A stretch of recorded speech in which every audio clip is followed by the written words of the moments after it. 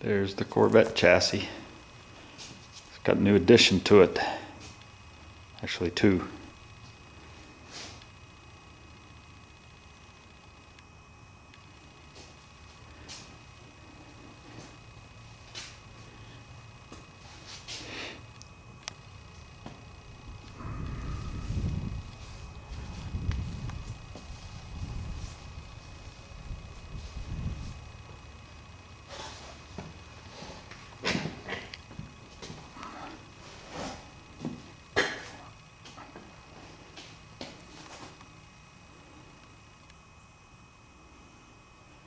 Needs to be tightened in and everything, but all the bolts are in except for I need to get new ones for a couple of the bell housing bolts.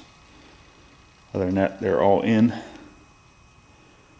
So those two will line up perfectly whenever I put them in.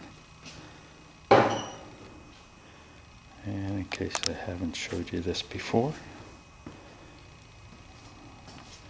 the gas tank's on. It's been on though. So I am making progress.